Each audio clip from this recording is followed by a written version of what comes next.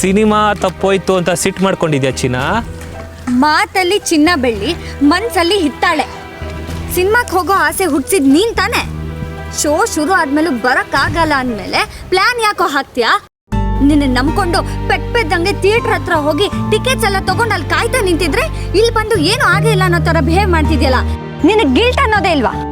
ಇದೆ, ಗಿಲ್ಟ್ ಇದೆ, ಸ್ವಲ್ಪ ಜಾಸ್ತಿನೇ ಇದೆ. ದೊಡ್ಡ ಕಂಪನಿಯ ಬಾಸ್ ಮಗಳನ್ನ ಈ ತರ ಬೀದಿ ನಿಲ್ಸ್ಬಿಟ್ನಲ್ಲ ಅಂತ ಗಿಲ್ಟ್ ಇದೆ. ಅದಕ್ಕೆ ಸಾರಿನೂ ಕೇಳ್ತೀನಿ. ಆದರೆ ಈ ಸಿನಿಮಾ ಇವತ್ತು ಮಿಸ್ ಆಗಿದ್ದು ನಮ್ಮ ಫ್ಯೂಚರ್ ದೃಷ್ಟಿಲಿ ಒಂಥರ ಒಳ್ಳೇದೇ ಆಯ್ತು ಅನಿಸ್ತಿದೆ. ನೀನ್ ಮಾಡಿರೋ ತಪ್ಪಿಗೆ ಜಸ್ಟಿಫಿಕೇಶನ್ಸ್ ಕೊಡಕ್ ಬರಬೇಡ. ಖುಷಿ, ಈ ಸಿನಿಮಾ ಬಿಟ್ಟಾಕು. ಥಿಯೇಟ್ರುಗಳು ಇರುತ್ತೆ, ಸಿನಿಮಾಗಳು ಬರ್ತಾನೆ ಇರುತ್ತೆ. ಆದರೆ ಕಳೆದು ಹೋಗುವ ಕಾಲ ಮತ್ತೆ ಬರಲ್ಲ. ಬೇಗ ನಿಮ್ಮ ತಂದೆ ಹತ್ರ ನಮ್ಮ ಮದುವೆ ವಿಚಾರ ಮಾತಾಡು. ನಿಂಗೆ ಎಷ್ಟು ಸತಿ ಹೇಳಿದ್ದೀನಿ ಈಗ ಅದನ್ನ ಮಾತಾಡಕ್ ಆಗಲ್ಲ, ಅರ್ಜೆಂಟ್ ಮಾಡಬೇಡ ಅಂತ. ನಾನು ದುಬೈ ಆಫರ್ನ ಎಕ್ಸೆಪ್ಟ್ ಮಾಡಬೇಕು. ಎಕ್ಸೆಪ್ಟ್ ಮಾಡಾದ್ಮೇಲೆ ದುಬೈಲಿ ಸೆಟ್ಲ್ ಆಗೋ ಬಗ್ಗೆ ಯೋಚನೆ ಮಾಡಬೇಕು. ಅದಕ್ಕೋಸ್ಕರ ಈ ತೀರ್ಮಾನ. ದುಬೈ ನನಗಿಷ್ಟ ಇಲ್ಲ ಅಂತ ನಿನಗೆ ಹೇಳಲಿಲ್ವಾ? ಸರಿ ಬಿಡು, ಬಾಸ್ ಹತ್ರ ನಾನೇ ಮಾತಾಡ್ತೀನಿ. ಆರ್ ಯಾ ಪಾರ್ ಡಿಸೈಡ್ ಆಗ್ಲಿ ಬಿಡ್ಲಿ. ನೋ ನೋ ನೋ ನೋ, ನೀನ್ ಇವಾಗ ಮಾತಾಡಿ ಎಲ್ಲ ಹಾಳು ಮಾಡಬೇಡ. Again ball is in your court. Decide ಮಾಡು.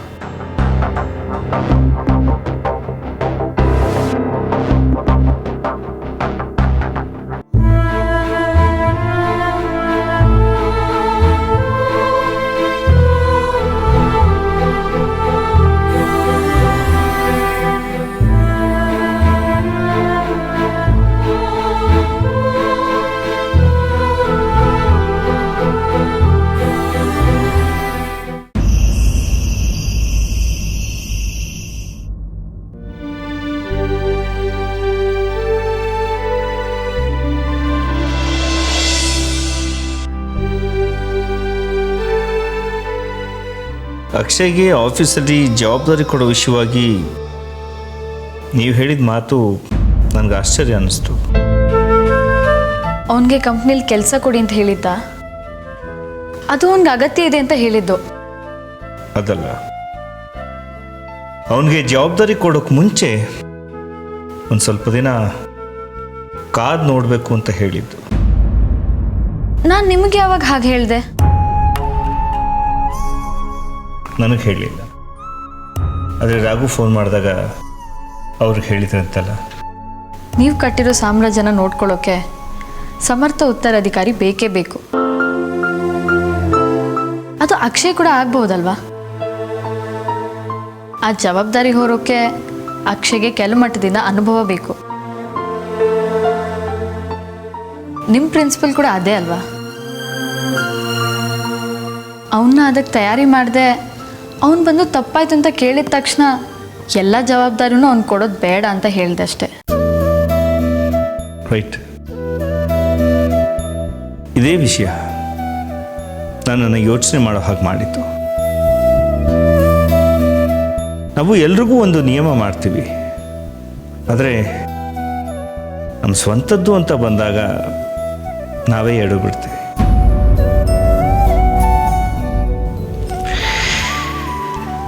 ನಿಮ್ಮನ್ನ ಅರ್ಥ ಮಾಡ್ಕೋತಾ ನಿಮ್ಮ ಬಗ್ಗೆ ನನಗೆ ಗೌರವ ಜಾಸ್ತಿನೇ ಆಗ್ತಾ ಇದೆ. ನನ್ನ ಬಗ್ಗೆ ಗೌರವ ಹೆಚ್ಚಾಗ್ತಾ ಹೋಗೋದು ಆರೋಗ್ಯಕರವಾದ ಬೆಳವಣಿಗೆ ಅಲ್ಲ ಅನಿಸ್ತದೆ. ಚೇಚೆ, ನೋ ನೋ ನೋ ನೋ, ನನ್ನ ಮಾತಿನ ಅರ್ಥ ಅದಲ್ಲ. ನಾನು ಹೇಳಿದ್ದು ನಿಮ್ಮ ವಿವೇಚನೆ, ನಿಮ್ಮ ತೀಕ್ಷ್ಣವಾಗಿ ಆಲೋಚನೆ ಮಾಡೋ ರೀತಿ ನಿಜವಾಗ್ಲೂ ನನಗೆ ಸ್ಪೆಷಲ್ ಅನಿಸ್ತಾ ಇದೆ. I am really proud of you.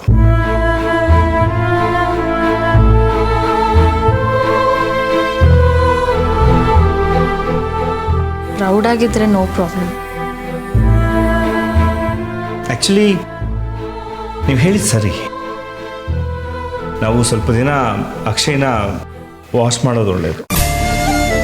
ಯಾಕೆಂದರೆ ಅಕ್ಷಯ್ಗೆ ಯಾವುದೇ ಜವಾಬ್ದಾರಿ ಕೊಡೋಕ್ಕೆ ಮುಂಚೆ ನಮ್ಮ ವ್ಯವಹಾರದ ಎಲ್ಲ ವಿಭಾಗಗಳಲ್ಲೂ ಅವನಿಗೆ ಅನುಭವ ಸಿಗೋದು ತುಂಬ ಮುಖ್ಯ. ಮತ್ತು ಅವನು ಏನು ಪ್ರಾಜೆಕ್ಟ್ ಮಾಡಬೇಕು ಅಂತಿದ್ದಾನೆ ಅದನ್ನು ಎಷ್ಟು ಸೀರಿಯಸ್ ಆಗಿ ಮಾಡ್ತಾನೆ ಅನ್ನೋದನ್ನ ಕೂಡ ನಾವು ಗಮನಿಸಬೇಕಾಗತ್ತೆ. ಅದಕ್ಕೆ ಅಕ್ಷಯ್ನ ಅಕೌಂಟ್ಸ್ ಡಿಪಾರ್ಟ್ಮೆಂಟ್ಗೆ ಹಾಕೋದಕ್ಕೆ ಹೇಳಿದ್ದೀನಿ. ಸರಿಯಾದ ನಿರ್ಧಾರ ನಿಮ್ಮದು. ನಿಮ್ಮ ಆಫೀಸ್ನಲ್ಲಿ ಬಹಳ ಜನ ಅನುಭವಿಗಳು ಸೀನಿಯರ್ಸ್ ಕೆಲಸ ಮಾಡ್ತಿದ್ದಾರೆ. ಅವ್ರ ಕೆಳಗಡೆ ಅಕ್ಷಯ್ನ ಕೆಲಸ ಮಾಡೋಕ್ಕೆ ಹೇಳಿದರೆ ಅವನಿಗೆ ಸಬಾರ್ಡಿನೇಷನ್ ಅನಿಸ್ಬೋದು. ಜನ್ರೇಷನ್ ಗ್ಯಾಪ್ ಇರುತ್ತೆ. ಆದರೆ ಅದೇ ಅವನಿಗೆ ಅವನ ವಯಸ್ಸೋರ ಜೊತೆ ಕೆಲಸ ಮಾಡೋಕ್ಕೆ ಹೇಳಿದರೆ ಅಕ್ಷಯ್ಗೂ ಅವ್ನ ಕೆಲಸದ ಬಗ್ಗೆ ಇಂಟ್ರೆಸ್ಟ್ ಜಾಸ್ತಿ ಆಗುತ್ತೆ. Yes, you right. ಹಾಗಿದ್ರೆ ಸಂದೀಪ್ ಇದ್ದಾನಲ್ಲ, ಅಕ್ಷಯ್ನ ಸಂದೀಪ್ ಜೊತೆಲೇ ಹಾಕ್ಬೋದು.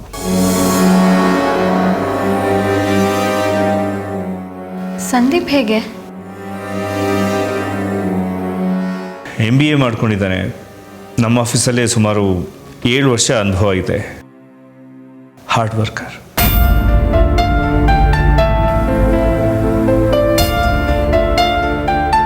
ಸಂದೀಪ್ ಬಗ್ಗೆ ನಿಮಗೆ ಕಾನ್ಫಿಡೆನ್ಸ್ ಇದೆಯಾ? ಅಫ್ಕೋರ್ಸ್, 100%. ಅಕ್ಷಯ್ ಸಂದೀಪ್ ಜೊತೆ ಕೆಲಸ ಮಾಡ್ತಾ ಹೋದರೆ ನಿಮ್ಮ ಬಿಸ್ನೆಸ್ ಬಗ್ಗೆ ಅಕ್ಷಯ್ಗೆ ನ್ಯಾಚುರಲ್ ಆಗಿ ಆಸಕ್ತಿ ಬರುತ್ತೆ. ನಿಜ. ನಾವು ಬಿಸ್ನೆಸ್ ಅಂತ ಯೋಚನೆ ಮಾಡ್ತಾ ಮಾಡ್ತಾ ಅದ್ರ ಜೊತೆ ಮಾನವೀಯ ಸಂಬಂಧಗಳನ್ನ ಲಿಂಕ್ ಮಾಡೋದ್ರ ಬಗ್ಗೆ ಥಿಂಕ್ ಮಾಡೋದನ್ನೇ ಮರ್ತು ಹೋಗ್ತೀವಿ.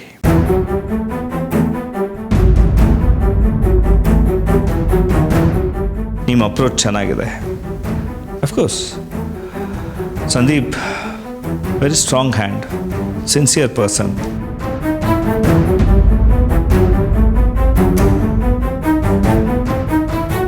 ಮನೆಗೆ ಬಂದಾಗ್ಲಿಂದ ಬರೀ ಇವಳು ಕಿತ್ತಾಪತಿ ಮಾಡ್ತಾ ಇದ್ದಾಳೆ. ನನ್ನ ವಿಷಯ ಇರಲಿ, ಸಂದೀಪ್ ಬಗ್ಗೆ ಇವಳು ಯಾಕೆ ಇದನ್ನೆಲ್ಲ ಅಪ್ಪಂಗೆ ಹೇಳಬೇಕು?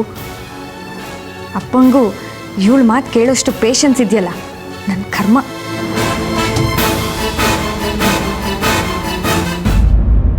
ಬಹಳ ಶ್ರದ್ಧೆಯಿಂದ ಎಷ್ಟು ವರ್ಷ ನಮ್ಮ ಕಂಪ್ನಿಯಲ್ಲಿ ಕೆಲಸ ಮಾಡ್ತಾ ಬಂದಿದ್ದಾನೆ.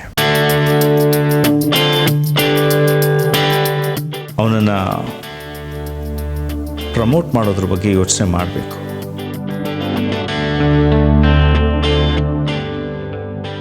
Is A very capable hand. ಸರಿ, ನಾಳೆ ಆಫೀಸ್ಗೆ ಹೋದ್ಮೇಲೆ ಅದರ ಬಗ್ಗೆನೂ ಯೋಚನೆ ಮಾಡ್ತೀನಿ. ಥ್ಯಾಂಕ್ ಯು ಪ್ರಕೃತಿ ಅವರೇ, ಥ್ಯಾಂಕ್ ಯು ವೆರಿ ಮಚ್.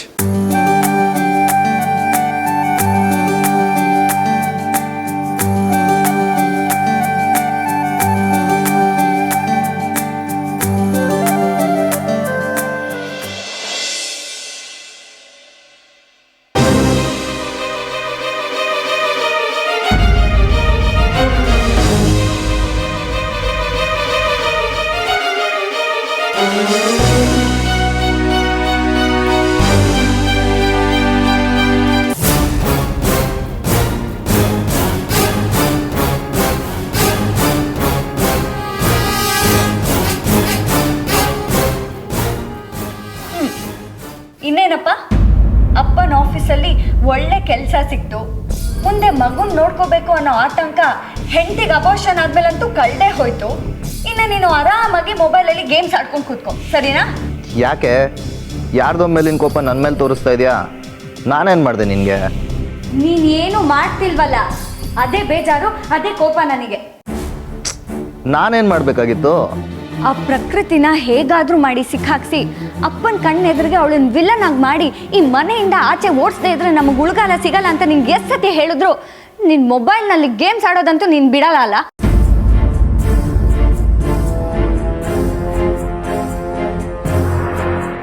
ಇವಾಗ ಏನಾಯ್ತು? ನಿನ್ನ ಮಗುನ ಬಲಿ ತಗೊಂಡಾಯ್ತು. ಈಗ ನನ್ನ ಮದ್ವೆ ಹಿಂದೆ ಬಿದ್ದಿದ್ದಾಳೆ.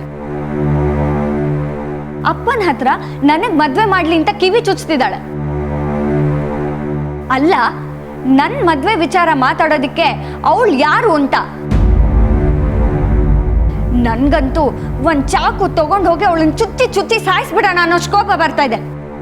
ಏ ಹುಚ್ಚಿ, ಹುಚ್ಚಾಗ ಹಾಗೇನಾದ್ರೂ ಮಾಡಕ್ ಹೋಗ್ಬೇಡ. ಇನ್ನೇನ್ ಮಾಡ್ಲಿ, ದಿನದಿಂದ ದಿನಕ್ಕೆ ಅವಳ ಕಾಟ ಹೆಚ್ಚಾಗ್ತಾನೆ ಇದೆಯಲ್ಲ. ಒಂದು ಕೆಲಸ ಮಾಡು, ನಿನಗೆ ಮದುವೆ ಇಷ್ಟ ಇಲ್ಲ ಅಂತ ಹೇಳು. ನಿನ್ಗೆ ಇಷ್ಟ ಇಲ್ದಿರೋ ಮದುವೆ ಅದು ಹೇಗೆ ಮಾಡ್ತಾರೋ ನಾನು ನೋಡ್ತೀನಿ. ಖುಷಿ, ನಾನು ನಿನ್ನ ಜೊತೆ ಇದ್ದೀನಿ. ನೀನು ಮದುವೆ ಟೆನ್ಷನ್ ಎಲ್ಲ ಮಾಡ್ಕೊಂಬೇಡ. B cool. ಬೇಗ ಏನಾದರೂ ಪ್ಲಾನ್ ಮಾಡು.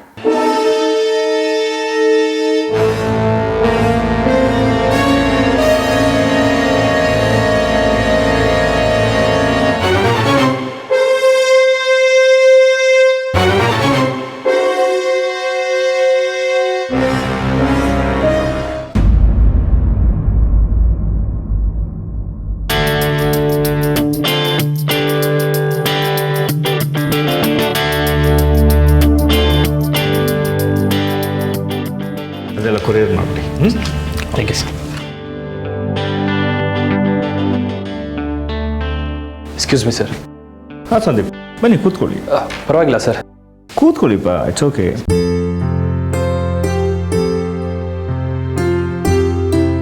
ಸರ್, ಒಂದು ಎಮರ್ಜೆನ್ಸಿ ಬಂದಿದೆ. ಏನು? ನಮ್ಮ ಚೀಫ್ ಅಕೌಂಟ್ ಆಫೀಸರ್ ಗಿರೀಶ್ ಇದ್ದಾರಲ್ಲ, ಬೈಕಿಂದ ಬಿದ್ದು ಕಾಲು ಮುರ್ಕೊಂಡಿದ್ದಾರೆ. ಅವ್ರ ಮಗ ಈಗ ತಾನೇ ಫೋನ್ ಮಾಡಿ ಹೇಳಿದ್ರು. ಓ ಮೈ ಗಾಡ್, ಎಲ್ಲ ಅಡ್ಮಿಟ್ ಆಗಿದ್ದಾರೆ? ಒಂದು ಕೆಲಸ ಮಾಡಿ, ಮೊದಲು ಅವ್ರ ಅಕೌಂಟ್ಗೆ ಒಂದಷ್ಟು ದುಡ್ಡು ಟ್ರಾನ್ಸ್ಫರ್ ಮಾಡಿ. ಓಕೆ? ಸರಿ ಸರ್, ಈಗಲೇ ಮಾಡ್ತೀನಿ. ಗಿರೀಶ್ ಅವರು ಇನ್ನೂ 3 ತಿಂಗಳು ಆಫೀಸಿಗೆ ಬರಲ್ವಂತೆ. ಹೌದಾ? ಸೊ ಆಲ್ಟರ್ನೇಟಿವ್ ಏನಿದೆ? ಸಂದೀಪ್, ನೀವು ಹೇಗೋ ಅವ್ರ ಕೆಳಗೆ ಕೆಲಸ ಮಾಡ್ತಾ ಇದ್ದಿದ್ದು, you take in charge. Girish ಅವ್ರಿಗೂ ಇತ್ತೀಚೆಗೆ ಪ್ರೆಷರ್ ಜಾಸ್ತಿ ಆಗಿತ್ತು. ನಾನು ಅವ್ರ ಜಾಗಕ್ಕೆ ಬೇರೆ ಯಾರನ್ನಾದ್ರೂ ಕರೆಸ್ಬೇಕು ಅಂತ ಯೋಚನೆ ಮಾಡ್ತಿದ್ದೆ. ಒಂದು ಕೆಲಸ ಮಾಡೋಣ, ಅವ್ರನ್ನ ಫೈನಾನ್ಸ್ ಡಿಪಾರ್ಟ್ಮೆಂಟ್ಗೆ ಚೀಫ್ ಮಾಡಿಬಿಡೋಣ. ಅಲ್ಲಿ ಸ್ವಲ್ಪ ಪ್ರೆಷರ್ ಕಡಿಮೆ ಇರುತ್ತೆ. ಸರಿ ಸರ್. ಸರ್, ಮತ್ತೊಂದು ವಿಷಯ. ಹೇಳಿ ಸಂದೀಪ್. ಅಕ್ಷಯ್ ಇವಾಗ ರೆಗ್ಯುಲರ್ ಆಗಿ ಆಫೀಸಿಗೆ ಬರ್ತಾ ಇದ್ದಾರೆ. ಎಷ್ಟು ದಿವಸ ನಾ ಮಾಡ್ತಿದ್ದ ಕೆಲಸ ನೋಡ್ಕೊತಾ ಇದ್ರು. ಈಗ even I need someone to assist me. So ಅಕ್ಷಯ್ನ ಆ ಕೆಲ್ಸಕ್ಕೆ ತಗೋಬೋದಾ? ಡೆಫಿನೆಟ್ಲಿ, ಒಳ್ಳೆ ಆಲೋಚನೆ. ಆ್ಯಕ್ಚುಲಿ ನಾನು ಇದ್ರ ಬಗ್ಗೆ ನಿಮ್ಮ ಹತ್ರ ಮಾತಾಡಬೇಕು ಅಂತಿದ್ದೆ. ಎನಿವೇಸ್, ನೀವೇ ಸಜೆಷನ್ ಕೊಟ್ಟಿದ್ದೀರ. ಆಫೀಸಲ್ಲಿ ನಿಮಗೂ ಅಕ್ಷಯ್ಗೂ ವೇವ್ ಲೆಂತ್ ಚೆನ್ನಾಗಿ ಮ್ಯಾಚ್ ಆಗುತ್ತೆ. ಅವನು ನಿಮ್ಮ ಟೀಮಲ್ಲಿದ್ದರೆ ಒಳ್ಳೆಯದು. ಸೇರಿಸ್ಕೊಳ್ಳಿ and train you. Okay? Sure sir, definitely.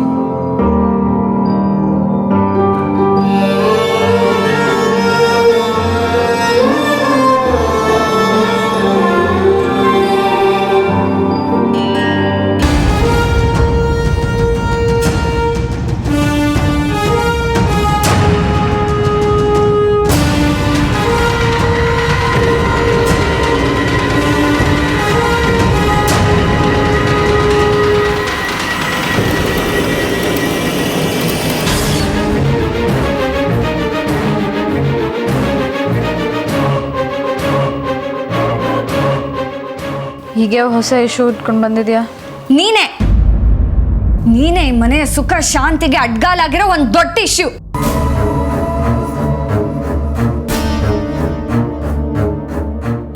ನಿನಗೊಂದು ಗತಿ ಕಾಣಿಸಿದ ಮೇಲೆನೆ ನಮ್ಮನೆ ಇಶ್ಯೂಸ್ ಎಲ್ಲ ಕ್ಲಿಯರ್ ಆಗೋದು. ಅಲ್ಲ, ಅಕ್ಷಯ್ ಮತ್ತೆ ನಿಸರ್ಗ ಮಗು ಇಶ್ಯೂನ ಎಷ್ಟು ಕ್ಲೆವರ್ ಆಗಿ ನಾಶ ಮಾಡ್ಬಿಟ್ಟೆ ಅಲ್ಲ. ಪ್ರಕೃತಿ ಅಂತೆ ಪ್ರಕೃತಿ. ನಿನ್ಗದ್ ಏನು ಅಂತ ಹೆಸರಿಟ್ರೋ ನನಗಂತೂ ಗೊತ್ತಿಲ್ಲ. ಓಹ್, ನನ್ನ ಹೆಸರಿನ ಬಗ್ಗೆ ತುಂಬ ರಿಸರ್ಚ್ ಮಾಡಿರೋ ಹಾಗಿದೆ. ಸುತ್ತಲಿನ ಜಗತ್ತನ್ನ ಬ್ಯಾಲೆನ್ಸ್ನಲ್ಲಿ ಇಡೋದೇ ಪ್ರಕೃತಿಯ ಸ್ವಭಾವ. ಅದು ಲೋಕಕಂಟಕರು ತಲೆ ಎತ್ತಿ ನಿಂತಾಗ ತಾಂಡವ ನೃತ್ಯ ಮಾಡಿ ಅವ್ರಿಗೆ ಬುದ್ಧಿ ಕಲ್ಸಕ್ಕೆ ಪ್ರಯತ್ನ ಮಾಡುತ್ತೆ. ಏಯ್, ನೀನು ಏನೇ ಅನ್ಕೊಂಡಿದ್ಯಾ? ನೀನ್ ಎಲ್ರ ಹಣೆ ಬರೆಯೋ ಬ್ರಹ್ಮದೇವ್ರು ಅನ್ಕೊಂಡಿದ್ಯಾ? ನೀನು ಕುತಂತ್ರಿ, ಕಂಡವ್ರ ಆಸ್ತಿನ ನುಂಗೋಳು ಅಂತ ಅನ್ಕೊಂಡಿದ್ದೆ. ಅಲ್ಲ, ನೀನೇ ದೇವ್ರು, ನೀನೇ ಎಲ್ಲ ಅಂತ ತಿಳ್ಕೊಂಡಿರೋ ಹುಚ್ಚನಾಯಿ ಅಂತ ನನಗೆ ಇವಾಗ ಅರ್ಥ ಆಗ್ತಿದೆ. ಏಯ್, ನಮ್ಮನ್ ತಿದ್ದಕ್ಕೆ ನೀನ್ ಯಾರೇ? ನಮ್ಮ ಜೀವನ ನಮಗ್ ಹೇಗ್ ಬೇಕೋ ನಾವು ಹಾಗಿರ್ತೀವಿ. ಅದನ್ನ ಬದಲಾಯಿಸೋ ಹಕ್ಕು ನಿನಗೆ ಯಾರು ಕೊಟ್ಟಿದ್ದು?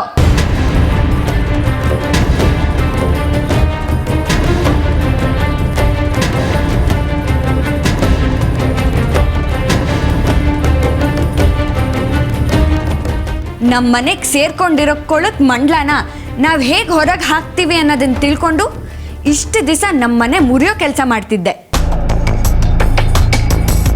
ಈಗ ನಮ್ಮಪ್ಪನ ಬಿಸ್ನೆಸ್ ಅಲ್ಲಿ ಮೂಗ್ ತೋರ್ಸೋಕೆ ಬಂದಿದ್ಯಾ ನೀನು? ನೋಡು, ನಾವು ನೋಡೋಷ್ಟು ದಿನ ನೋಡ್ತೀವಿ. ನಮ್ಮ ಪೇಷನ್ಸ್ ಲಿಮಿಟ್ ಏನಾದ್ರು ದಾಟ್ತು ಅಂದ್ರೆ ನಾವು ಕೊಡೋ ಶಾಕು ನಿನಗೆ ತಡ್ಕೊಳಕ್ಕಾಗಲ್ಲ.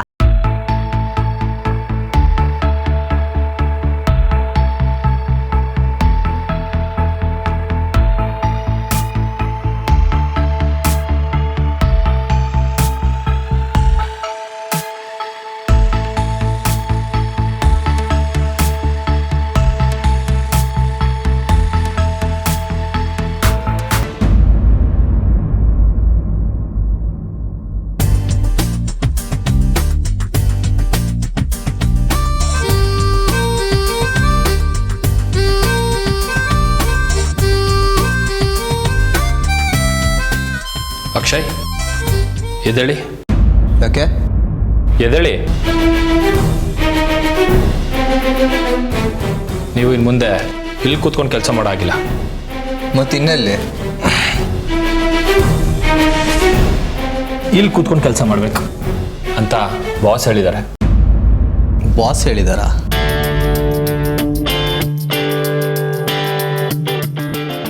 ಮತ್ತೆ ನೀವು? ನಮ್ಮ ಅಕೌಂಟೆಂಟ್ ಚೀಫ್ ಗಿರೀಶ್ ಇದ್ದಾರಲ್ಲ, ಅವ್ರಿಗೆ ಆಕ್ಸಿಡೆಂಟ್ ಆಗಿ ಆಸ್ಪತ್ರೆಗೆ ಅಡ್ಮಿಟ್ ಆಗಿದ್ದಾರೆ. ಅವ್ರ ಎಲ್ಲ ಜವಾಬ್ದಾರಿಗಳನ್ನ ನನಗೆ ವಹಿಸ್ಕೊಳಕ್ಕೆ ಹೇಳಿದ್ದಾರೆ. ನಿಮ್ಮನ್ನ ನನ್ನ ಅಸಿಸ್ಟೆಂಟ್ ಆಗಿ ಅಪಾಯಿಂಟ್ಮೆಂಟ್ ಮಾಡ್ಕೊಳ್ಳೋಕ್ಕೆ ಬಾಸ್ ಹೇಳಿದ್ದಾರೆ. ಅಕ್ಷಯ್, ಯಾವುದೇ ಬಿಸ್ನೆಸ್, ಇಂಡಸ್ಟ್ರಿ ಅಥವಾ ಎಂಟರ್ಪ್ರೈಸಸ್ಸೇ ಇರ್ಬೋದು, ಅದರಲ್ಲಿ ಅಕೌಂಟ್ ಮ್ಯಾನೇಜ್ಮೆಂಟ್ ಅನ್ನೋದು ತುಂಬಾ ಇಂಪಾರ್ಟೆಂಟ್. ತುಂಬ ದೊಡ್ಡ ರೋಲ್ ಪ್ಲೇ ಕೂಡ ಆಗುತ್ತೆ. ದೊಡ್ಡ ದೊಡ್ಡ ಪ್ಲ್ಯಾನ್ಸ್ ಇಟ್ಕೊಂಡಿರೋ ನೀವು ಇದೊಂದು ಒಳ್ಳೆ ಆಪರ್ಚುನಿಟಿ ಅಂತ ಅನ್ಕೋಬೋದು. ನಾನು ನಿನ್ನ ಕೈ ಕೆಳಗಡೆ ಕೆಲಸ ಮಾಡಬೇಕಾ? ನಿನ್ನ ಮುಖ ನೋಡಿದ್ರೆ ಆಗಲ್ಲ ನನಗೆ. Oh, what a surprise. Thank you. ನಮ್ಮ ಕಂಪನಿಲಿ ಬೆಸ್ಟ್ ಡಿಪಾರ್ಟ್ಮೆಂಟ್ ಅಂದರೆ ಅಕೌಂಟ್ಸ್ ಟೀಮೇನೆ. ಬೇರೆ ಎಲ್ಲ ಡಿಪಾರ್ಟ್ಮೆಂಟ್ಗಿಂತ ನಮ್ಮ ಅಕೌಂಟ್ಸ್ ಟೀಮ್ ಪರ್ಫೆಕ್ಟ್ ಅಂತ ಬಾಸ್ ಕೂಡ ಹೇಳಿದ್ದಾರೆ. ಗಿರೀಶ್ ಸರ್ ಕೂಡ ಹಾಗೆ ಬೆಳೆಸಿದ್ದಾರೆ. ಈ ಡಿಪಾರ್ಟ್ಮೆಂಟಲ್ಲಿ ನಿಮಗೆ ಟ್ರೈನಿಂಗ್ ಆಗಲಿ ಅಂತ ಬಾಸ್ ಕೂಡ ಇಷ್ಟ. All the best Akshay. ನಾನು ಯಾಕೆ ಅದನ್ನು ಕಲಿಬೇಕು? ದುಡ್ಡು ಬಿಸಾಕಿದ್ರೆ ಗಿರೀಶ್ನಂತವರು 1000 ಜನ ಸಿಗ್ತಾರೆ. That's great.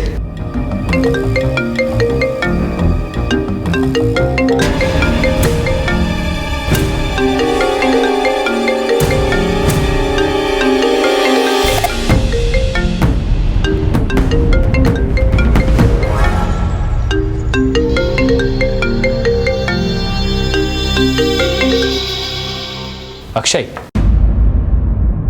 ಯಾಕೆ ಇಷ್ಟೊಂದು ಗಾಬರಿ ಆಗಿದ್ದೀರಾ?